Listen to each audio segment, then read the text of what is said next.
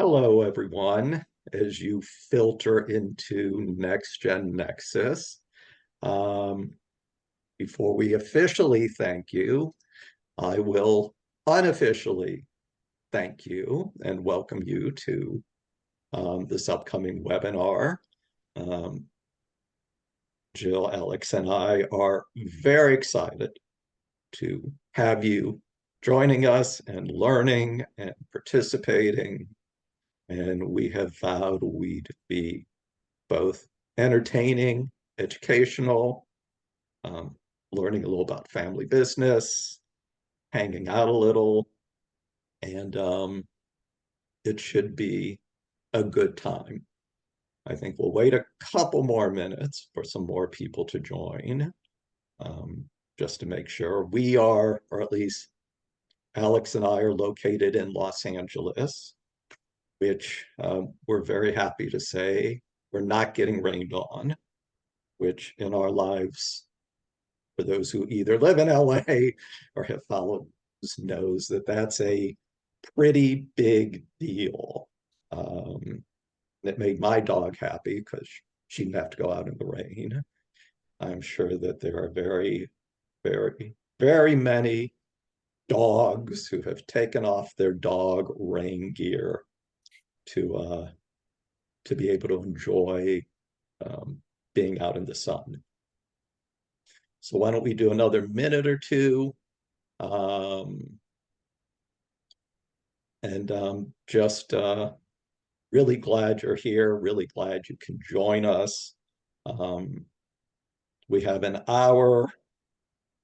We're 192nd into that hour. So once we're in the 190th mark, I think I will officially start the presentation. How about while we wait, Alex, Sherry Herwig is on the call. Do you want to tell her to say what you told me earlier? Yeah, sure. I was just reminiscing on my days at University of Wisconsin-Madison, and I think there was a class called Issues in Family Business that was more of a therapy session than a class, but it really resonated with me, and I think there are some folks over there involved that are potentially on this call. So that's I love it. So Sherry is the executive director at the Family Business Center at University of Wisconsin. So we just figured what a small family business world this is that we live in. So hi, Sherry. So let's do it. I've gone from being unofficially Alan S. Rock to officially Alan S. Rock. And thank you for attending our first Next Gen Nexus Family Business Center webinar program. We've been talking about family business centers for the last 7 seconds. And for those of you who aren't familiar with them, they are the leading supporters of family businesses in their local market. They're about education, number one, and they're typically associated with a college or university. Their missions include helping family businesses with the success of the business. Centers also assist with the soft side of succession. And they're also major cheerleaders as family businesses celebrate the importance and the legacy in their local markets. We have 7 partners. Some of them have really long names, so I'm not going to go through them. But if you want to know more about family business centers, you can come on our website. You can click to the partners. You can see if there's a center in your area. And you should try to find out about family business centers. They're an incredible resource. And we should all be grateful to have them. So what about Next Gen Nexus? We're building a global next gen community for business, travel, moral support, and to celebrate the wonderment and the strangeness of being and growing up in a family business. Next Gen Nexus, we're not educators. We have incredible partners who can really help you work on anything you need about your family business, we're in the edutainment building. We want to create great programming that's especially relevant to family business next gens. Before we start with Alex and his tremendous story, I want to introduce Jill Hoffmans from Conway Center for Family Business, who's going to share our next program with you. So yeah, as Alan mentioned, Next Gen Nexus does edutainment. And he mentioned to me recently, we should do something around the Kentucky Derby. Wouldn't that be cool? Too bad we don't know anybody who is affiliated. And I said, well, my dad's a thoroughbred horse trainer on the Southern California circuit. So my dad's Dave Hoffmans. He's been a trainer since, well, he was a groom when I was born, but then he's been a trainer for 50 years. So I said, oh, well, what are you thinking of? And so we started talking about the family business aspect of thoroughbred horse racing. So I grew up on the backside, Santa Anita, Hollywood Park, and Del Mar. I would go to work with my dad. My grandpa worked with him. My uncle did a couple stints coming in and out as a groom. Eventually, my brother worked for him as an assistant trainer for 20 years. My sister worked in the racing office. My brother married a woman who was the assistant racing secretary. And that's not a unique story at any racetrack. Those family businesses are embedded in the fabric of what goes on the backstretch. And then also on the front side, on the racing side. Lots of owners are family owned, husband and wife. Lots of children then get involved on the ownership side. The owners of Seattle Slew, an amazing Hall of Fame racehorse, didn't have children. So every year they'd send me and my siblings Christmas gifts, usually pictures of the horse in a stock or bond of some sort. The entertainment part of horse, everybody knows. You see celebrities at the Derby, you see, A-list, B-list, C-list. I grew up, Walter Matthau. So for the youngs on the call, you won't know what I'm talking about. The olds will get it. So I would go to the races and Walter Matthau, and I would prank Jack Klugman and John Forsythe all the time. I had an existential conversation with several folks who were in the entertainment industry. When I was 14, we were talking about the meaning of life with Albert Finney. Like, who does that? That was my life growing up. I babysat Tim Conway's kids because he and his wife were involved as owners in the horse racing.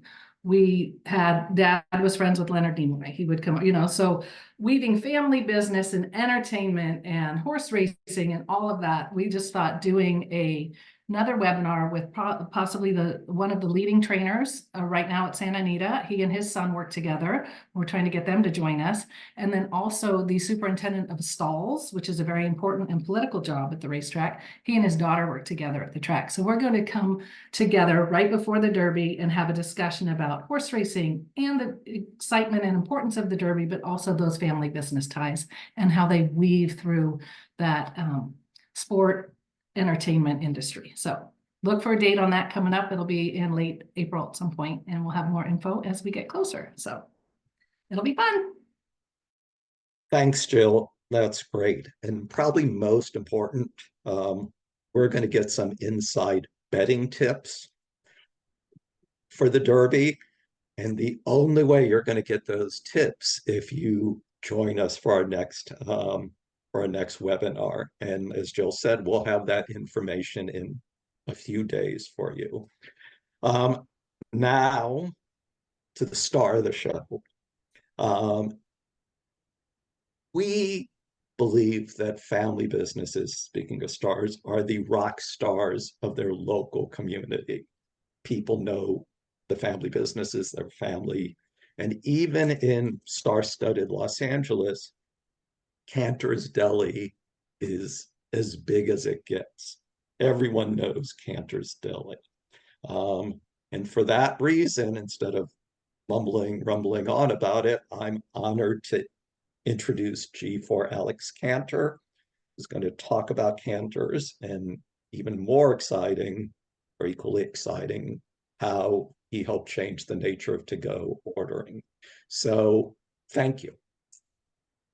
Thank you guys. Happy to be here, and what a beautiful introduction. And I also did not know all of that history, Jill, about horse racing. My great grandfather, who was the original founder of Canter's, used to own horses and run them at Hollywood Park in Santa Anita. So I'm sure there were some connections back in the day as well. Hopefully he didn't get hit by any M&Ms that Walter Matthau and I would be throwing all around the grandstand. I couldn't tell you. It was long before I was a thought. So Right.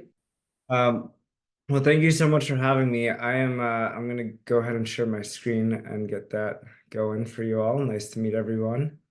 Can everyone see my screen okay? Yeah? Alan, thumbs up. Sweet. All right. Well, I am excited to introduce myself and my story here. I'm Alex Canter, as Alan mentioned, fourth generation of Canter's Deli, which is one of the oldest and longest long-standing restaurants in LA. But I actually, after growing up in the family business, and I'll get into all this in a second, I ran away and started my own technology company from what I learned from my foundation of growing up and working in the family business. And we went on to raise actually over $150 million in venture funding. And it was a very, very crazy ride and journey. Learned a lot of incredible lessons and met incredible people, got to travel to incredible places. And it was all, based off of my upbringing and being able to jump into a family business at an early age. So I'll jump in and get started with the backstory here. So this is Canter's. For those of you in LA, you may have seen it on Fairfax. It's like I mentioned, one of the oldest and largest restaurants in Los Angeles.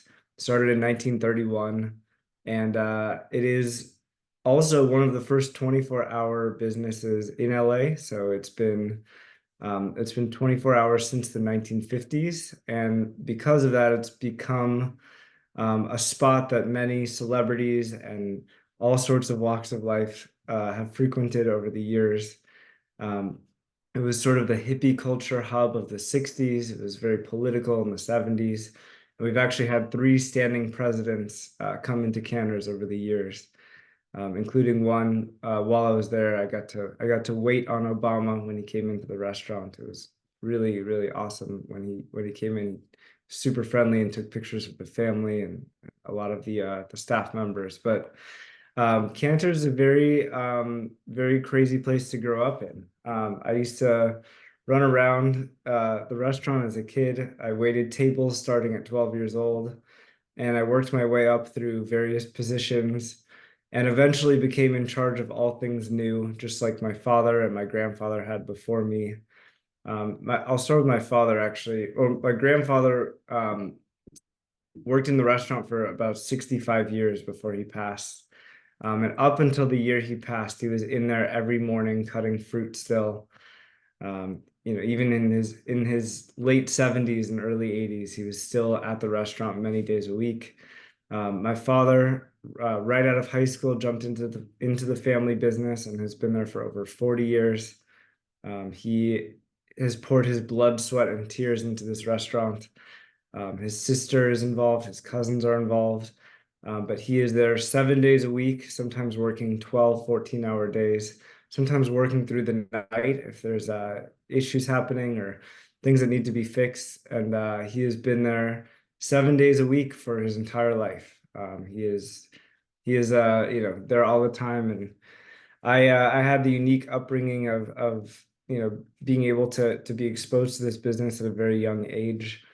And I would run around to various restaurant conferences like a kid in a candy shop, signing up for all new technology and different ways to expand and grow the family business through marketing, through digital ordering, through catering.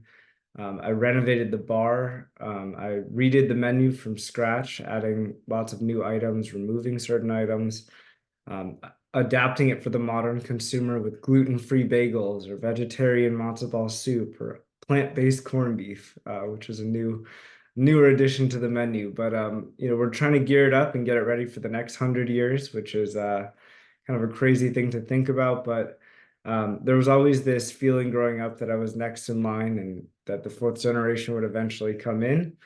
And that was at least the plan, for me to start. I was working at the restaurant during summers and in between, college summer breaks and right after college, I jumped right in.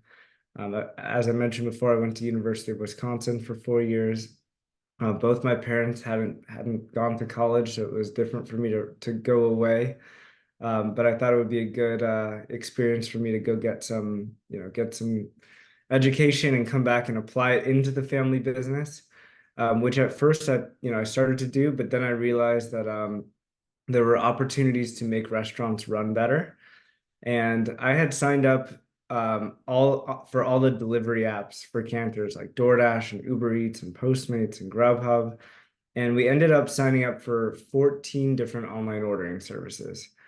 And delivery grew to become over 30% of our revenue for our restaurant, which equated to millions of dollars a year, just in third-party delivery sales, which was an amazing and unexpected, channel of growth for us. We were not expecting it to be that impactful for us. But the problem is each one of those online ordering systems were designed independently. And so each one of those systems had their own hardware to manage. And I'll show you just a little glimpse of what that looked like here. So we had 9 tablets, 2 laptops, and a fax machine to manage all of those incoming orders.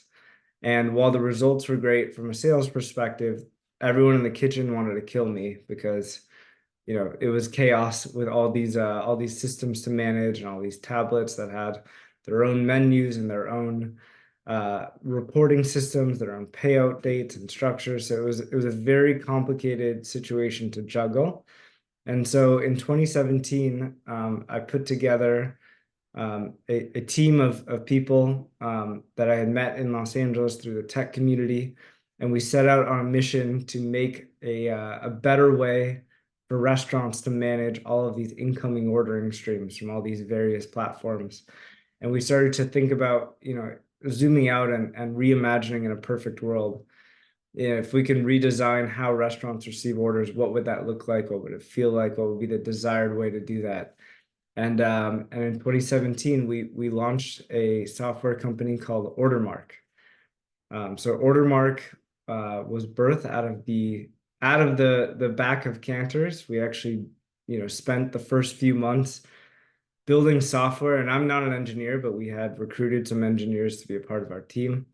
But we wanted to build one system, which was a tablet and printer to manage all of these incoming ordering streams and make it really easy for restaurants to just put their heads down and make food, which is what they do best, and not think about all of the hardware and craziness associated with managing all this stuff. So we ended up partnering with all these different companies. We actually integrated with over 40 different online ordering services, which were starting to emerge, in that period that we were launching. And there was no other system like this. I was talking to other restaurants around the Fairfax area or friends that I had grown up with in the restaurant industry, asking them, how are you managing all these different delivery apps? And it was complete chaos at the time. So we built this software and this system. We launched it and immediately found product market fit. We started reaching out to various restaurants in LA, telling them that we built this, this all-encompassing way to manage all this. And almost every restaurant that we called immediately signed up. The business model was charging them $99 a month per location, which was a very minimal fee to be able to organize all this chaos and enlist in all of these different ordering streams. So it was really awesome to build something that, solve a problem that we were experiencing firsthand in the family business. And, I would not have had, an understanding of how to do this if it wasn't for growing up and experiencing this problem firsthand and wanting to create a better way for it. Hey, Alex, how did you yeah, fund that kind of initial development? yeah. So when we launched in 2017, we had no money in the bank, no partnerships with any of these delivery apps.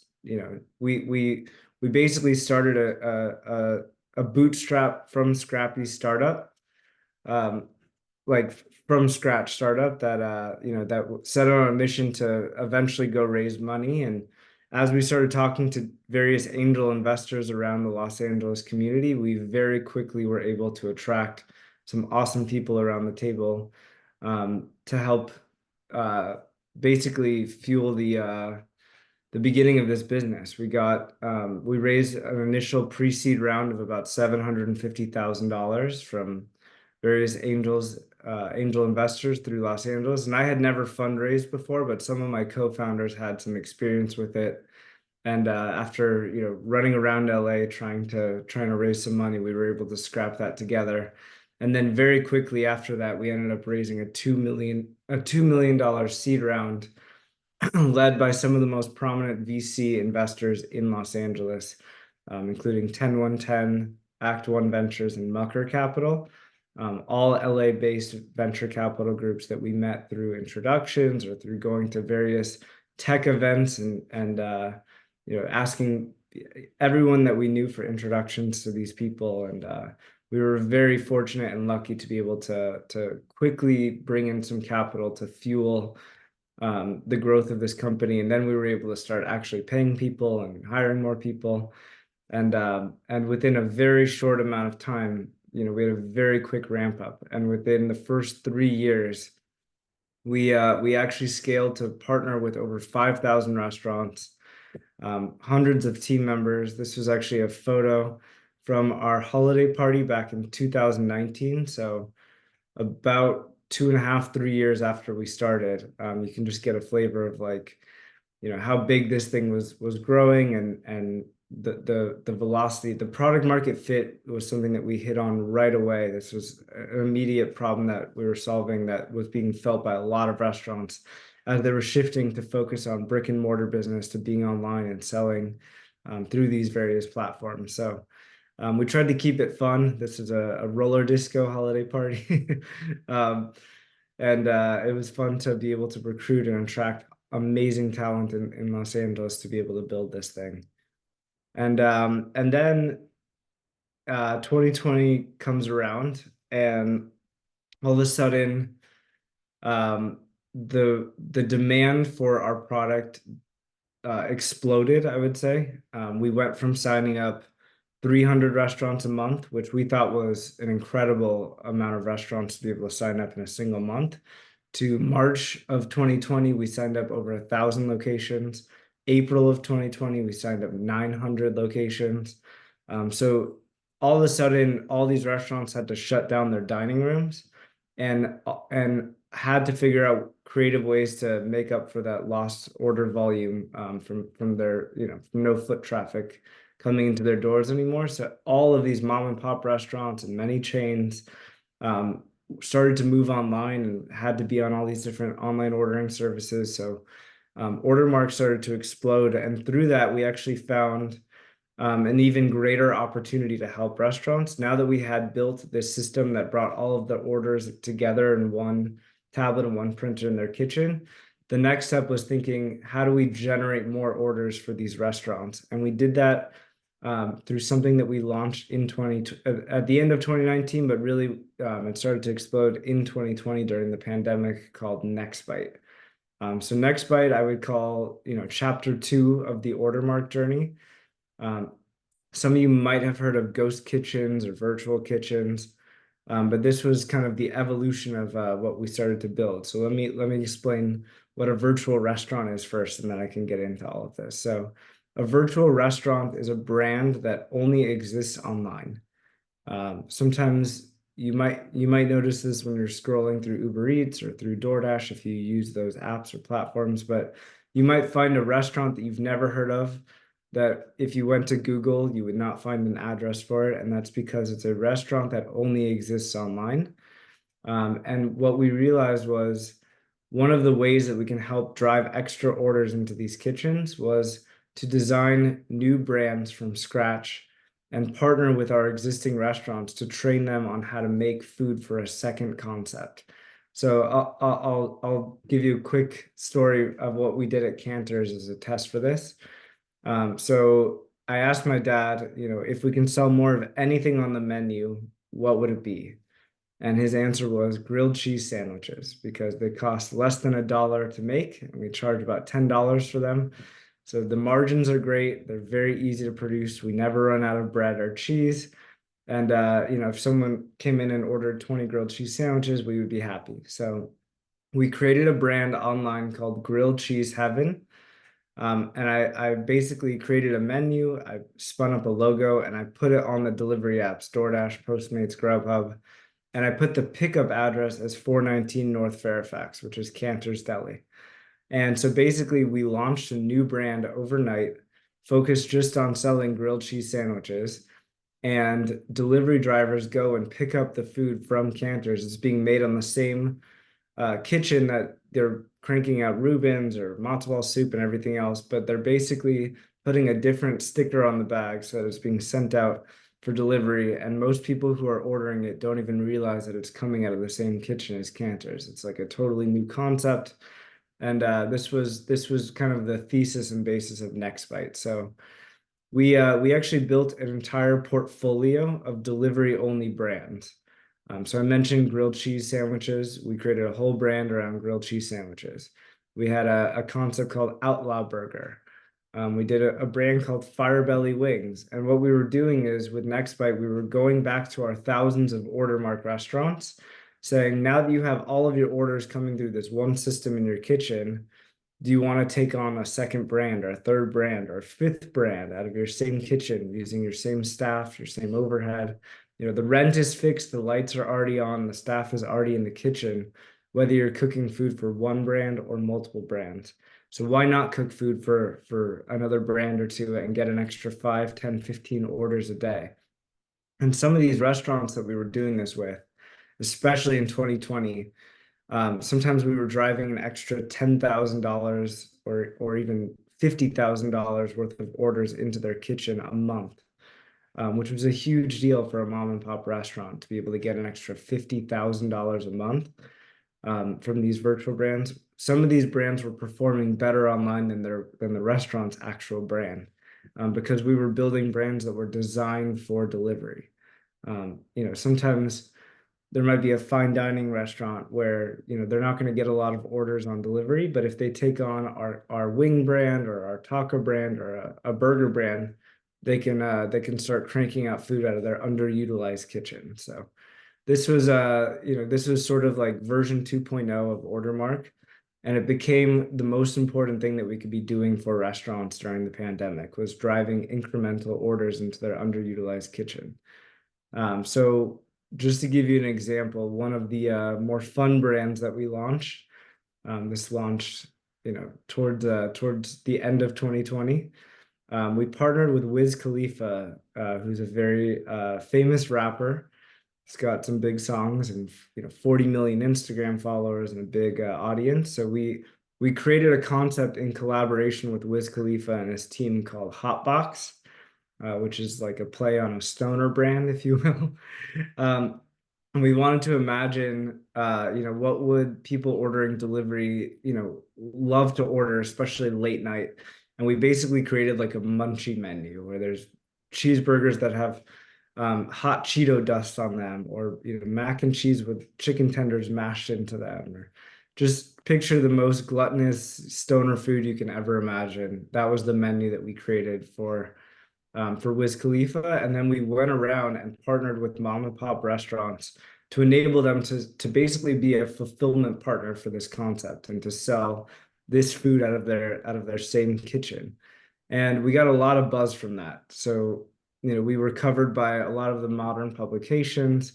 There were all these news articles coming out, like Wiz Khalifa now has this stoner menu that you can order from on delivery apps like DoorDash and Postmates. And most consumers, again, didn't realize this, but it was coming from Joe's Sports Bar and Grill, or coming from, your local cafe that was basically following the instructions that we gave to them. So we gave the restaurant, a specific list of ingredients that they had to carry. We gave them the stickers to put on the bag, and we told them, make it to these specs, follow our instructions, put it in this box that we've created, and a DoorDash driver will just come pick it up and deliver it. And we had a restaurant in Pittsburgh, which is Wiz Khalifa's hometown, that was doing over 100 online orders a day just for this concept, which, blew their own concept out of the water. They even asked us, like, do we even need to keep our own restaurant running, or can we just do the Hotbox by Wiz brand? It was so successful for them. And this was a really fun, new idea. No one had ever really been doing celebrity virtual brands before. This was like, we partnered with all the major talent agencies like UTA, WME, CAA, to basically create a new platform for their roster of talent to work with us and design concepts and brands. And we ended up launching a handful of celebrity brands that had various levels of success.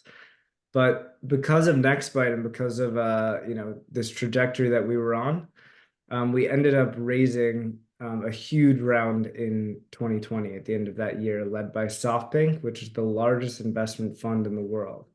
SoftBank has backed some of the biggest companies. For those of you in the tech world, you're probably familiar with them, but even if not, SoftBank was the main investors behind companies like Airbnb and Uber and DoorDash. Notoriously, WeWork was a big investment from SoftBank that didn't end up going so well.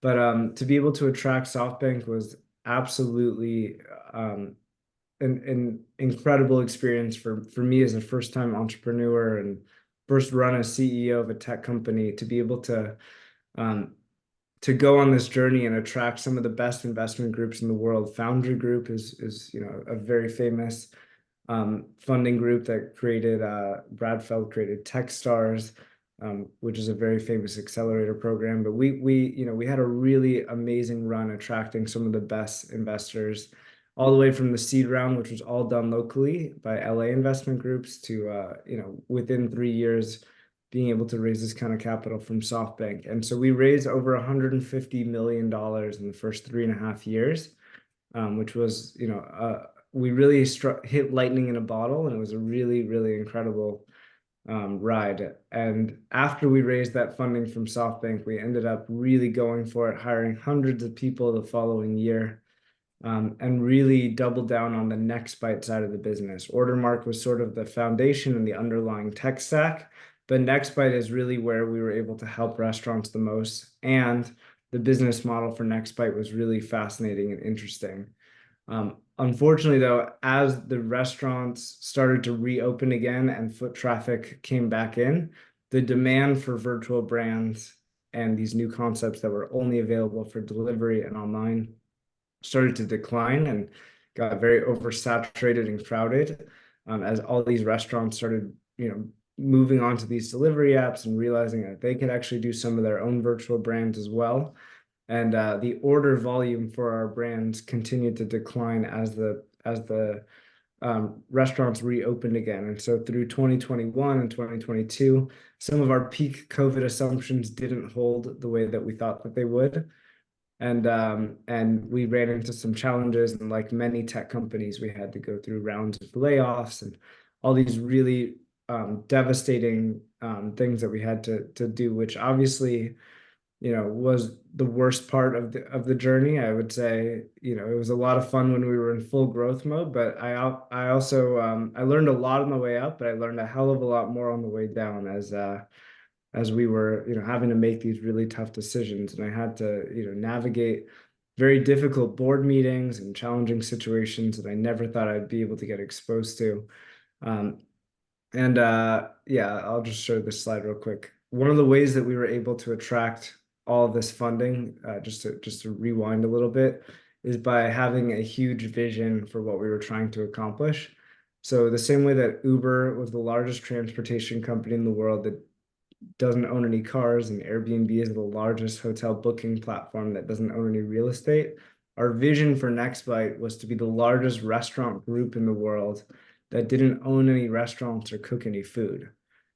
So we were launching these brands and spreading them to hundreds or thousands of locations, but we weren't actually competing with restaurants. We weren't opening our own kitchens or cooking food. We were basically enabling restaurants to sell more food out of their existing kitchen, which was a little bit of a new approach and something that no one else was doing at the time when we launched it. And of course, once we started to gain some success and the investor attention, many people started to enter that space, but it is very difficult to be able to train all these restaurants to produce consistent food and all these crazy scaling challenges. But we had lots of smart people helping us figure all that stuff out.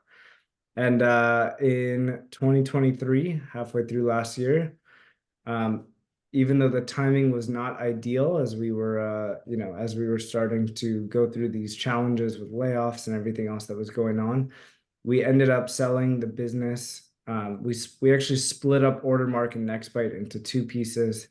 We sold Ordermark to a company in India that was doing aggregation technology and for over 40,000 restaurants internationally. They were about to enter into the US market, so it made sense for them to buy the Ordermark business, and we ended up splitting off the virtual restaurant brand under the Nextbite umbrella and selling it to Sam Nazarian, who famously is an amazing entrepreneur here in LA who started SBE Hospitality. Also comes from a lineage of family business, and it was it was a little bit of a bittersweet and not the ending that we were hoping for in a lot of ways. I think, for me, I had a lot more excitement to continue to grow, but I think just the timing of the way that the markets changed and for those of you in the tech world, I think, a lot of you might know that a lot of the valuation multiples evolved over time, and the ability to access capital became harder and more challenging coming out of the pandemic. And so, with limited options of how to continue to raise and bring in more capital, we basically had to explore other options, and we ended up selling the business halfway through last year. Some people retained on and are continuing to operate on the Nextbite side and on the Ordermark side, and I have taken a step back from the business now. I've had some nice free time over the last few months to think about what I want to do next. And obviously, there's a lot of pressure about what's going to happen to Canters and the family business. But for me, I learned so much through this experience that it's hard for me to not think about building something new again and starting another company or getting back into tech, because that's something that I learned a lot through this journey. And I think ultimately, there were a lot of experiences and relationships and things that I got to go through, and it would be a waste for me to not continue to apply these learnings and do something all over again, starting either this year or next year. And I think I've got some fire left in me to go do it all over again. And it was a really, really incredible run, and there's no way I would have been prepared for half of the things I dealt with if I didn't grow up in a family business where I was being exposed to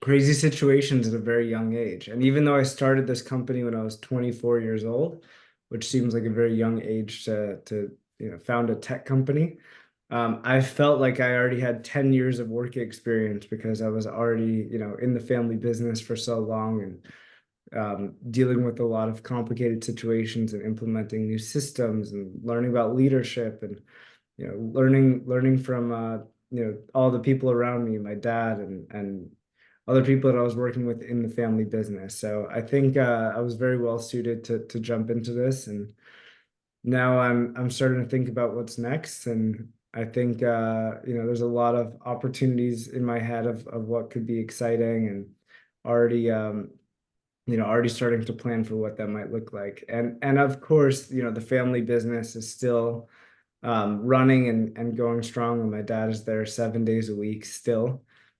He's always operating in this nonstop, I'm here to support this business way. And I think we're thinking about what do the next 100 years look like for the family business. But that's my story. So thank you all for listening, and I'd love to open it up to some questions and chat.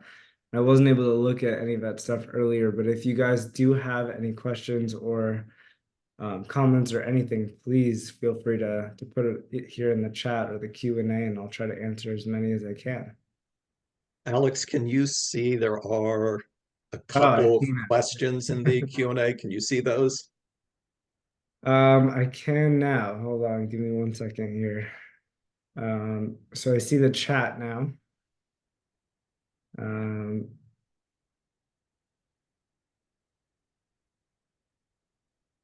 first one is, have you had any difficulties paying back the investments back? Yes, let me address that one first.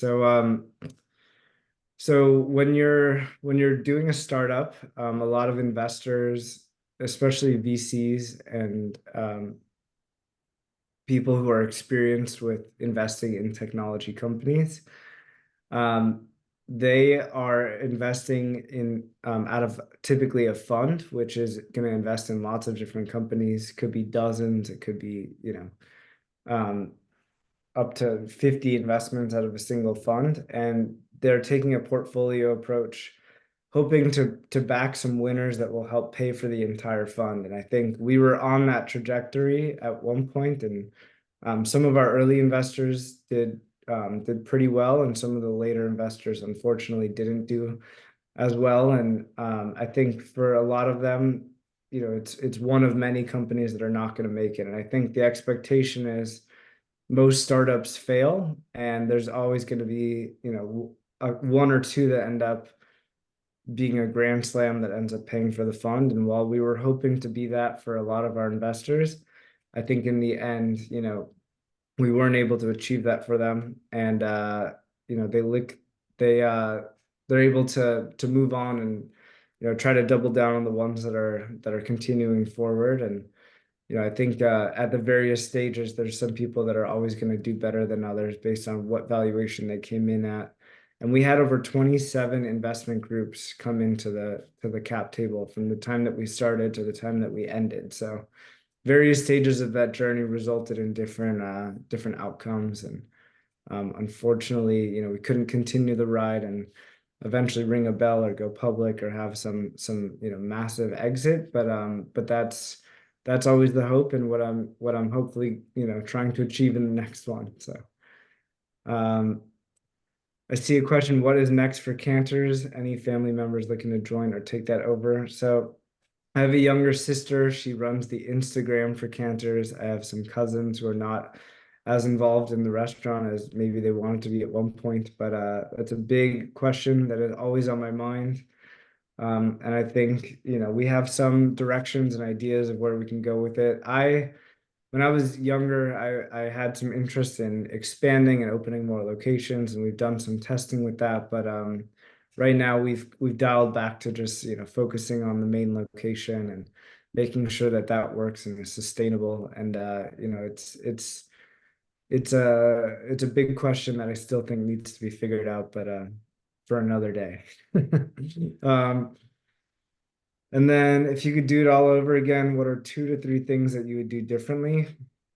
It's a great question. I think one of the things that I learned through the experience was just how important it is to keep a pulse on financials and numbers and unit economics and KPIs. And I think starting this business, I didn't know a lot about that stuff. I didn't go to school for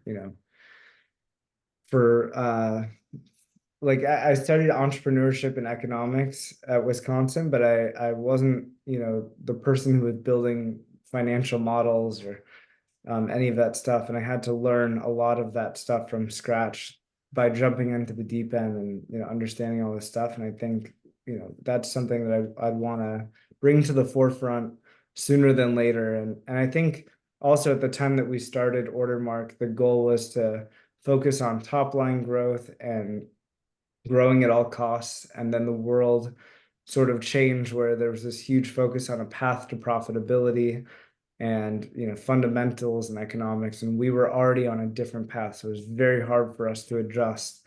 The year that Uber went public, for example, they lost $3 billion that year, and that was the kind of behavior that was being rewarded in some ways. So for us, it was it was how do we grow and build a huge business and then figure out how to make it extremely profitable at that point. And we were years away from that.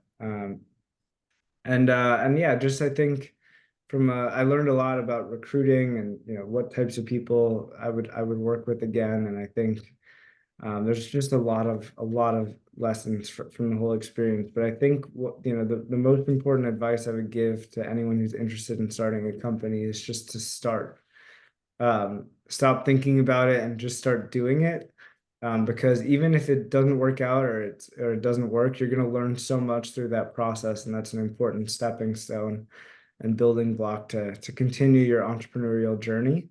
And I really am inspired by a lot of entrepreneurs that just kind of take that leap of faith, and maybe they don't have it all figured out, but they jump in and try to figure it out. And some people make it work, some people don't. But either way, you're going to learn so much through that process. So,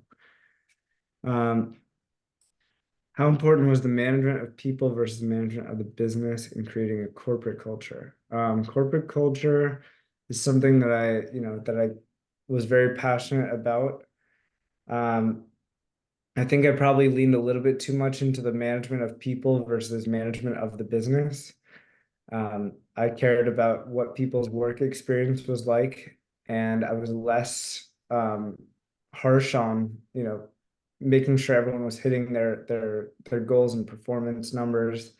And I hired a lot of people around me to help with that stuff. But I think, if I were to do it all again, I would focus a little bit more on the management of the business versus the management of people. And I think they're both equally important. I think I was just skewed a little bit too much on the people side. And then obligated to pay back monies funded. There's no obligation for, like, I think a lot of VCs know when they make an investment that if the company's not successful, they're going to take a hit, and that's part of the game. So, our goal was to try to get as much money back as we can for investors, but there's no obligation to pay back the monies funded. I don't have $150 million to be able to help make sure everyone gets paid back the way that we wanted to. And our goal was to build $1 billion business and return everyone, as much return as we could on capital. But I think that's part of the give and take of starting a company. And I think for whatever I do on my next journey, I think focusing a little bit more on like a business that had strong fundamentals from day one, and maybe grows a little bit slower and more sustainably than the big swing that we were trying to take with Ordermark, where it was like, if we build it, they will come, and just over hiring, assuming that things are all going to work out the way that we want them to. And I think I think there's a ton of lessons that we're learning through this experience, and yeah. We have a couple questions from the Q&A. You touched on this briefly, but what was the revenue model for Ordermark and NextBite? Yes, so Ordermark, it was like a monthly SaaS subscription fee, which means software as a service. We were charging a $99 a month fee to restaurants to be able to use our system. So when we had thousands of restaurants paying us that was a really nice business model with great margins. But we would have needed tens of thousands of restaurants to be able to build a huge multi-billion-dollar business. And that's why we started to pivot into the focus being NextBite, which was a very different business model. It was a rev share. So we would pay the restaurants 55% of the gross sales.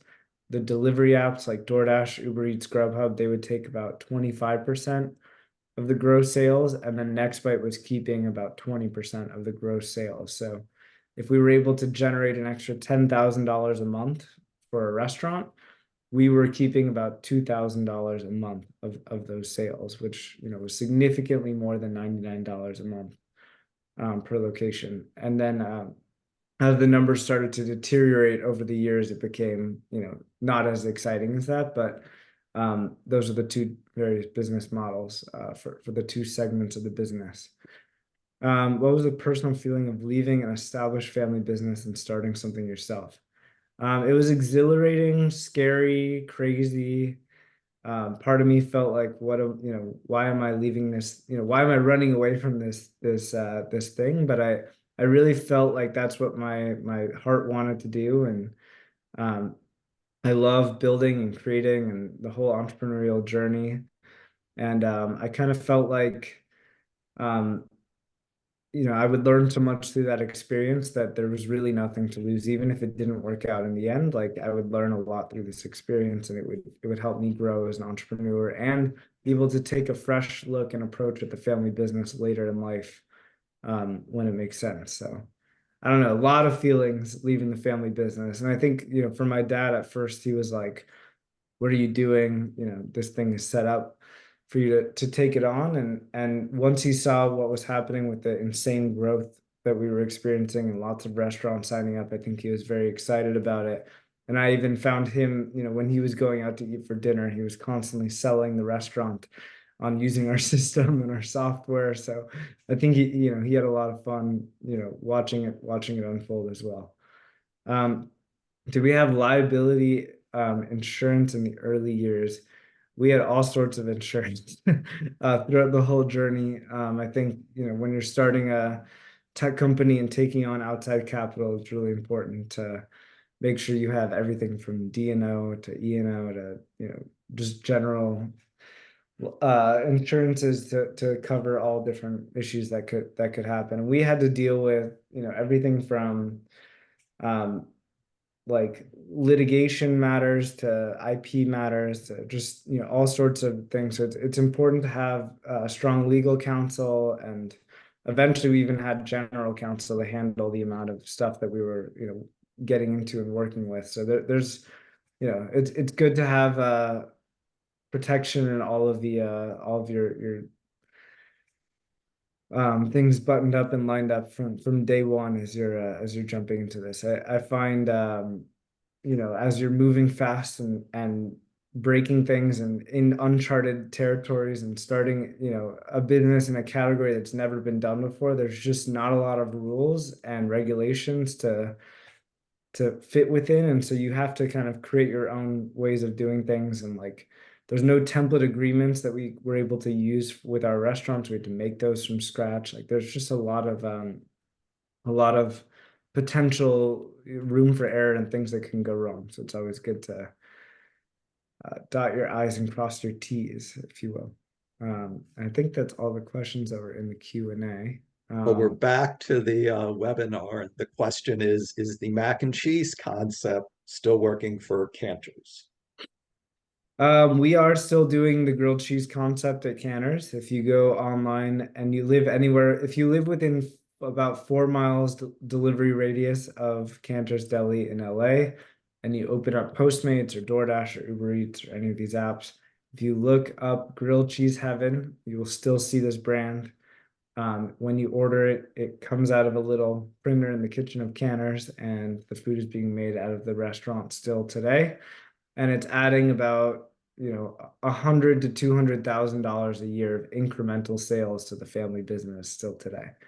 And it still is for many other restaurants as well. So we're back at Cantor's, and Alex and I have been talking a lot over the last 6 months, sharing stories. And certainly my favorite story for him, and I'm going to ask him to maybe quasi end on this, is to tell us about Christmas Day at Cantor's restaurant. Yeah, so Christmas Day is usually a day that businesses close for a holiday, but for Cantor's, it is by far the busiest day of the year. It has become a tradition in Los Angeles that many families go to Cantor's Deli on Christmas, which is very contradictory since it's a Jewish deli.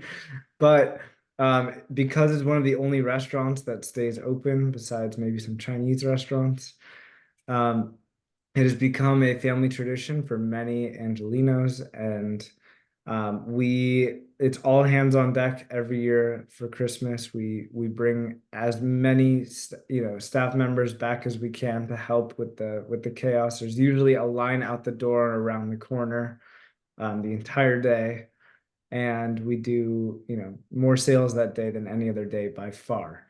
Growing up, Christmas was a tradition where we were all working.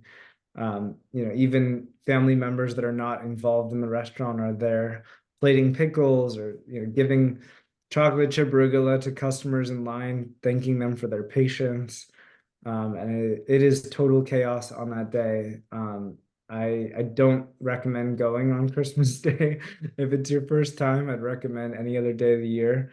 But it is quite a scene and something to be something to see, because it's really amazing how everyone steps up that day. And sometimes we'll bring back people who were fired 10 years ago, 20 years ago, just to help with the all hands on deck situation. And even my wife and people who are surrounded in the Canter family are always available and there to help as much as we can. So Alex, thank you. And in many ways, that summarizes what family business is. It's like it's a business, and then it's family, and it's just one big mess, for lack of better words. Alex, thank you for joining us. I love your story. I love hearing um, just the whole journey. I think it's fabulous and fascinating. I want to also thank our Family Business Center partners. As I said, I believe are the unsung heroes, the family business community. And I want to thank everyone for attending our first Family Business Center webinar. Hopefully, you enjoyed it as much as we enjoyed bringing it to you. And we have a lot more fun, interesting stuff coming up in the future. And I hope you'll be part of our family business community. Thanks a lot. thank you everyone for joining. Thank you, Alan, for hosting this and bringing this community together. I think it's awesome, and really, really grateful and appreciative that there are resources like this. Great. Have a good day, all.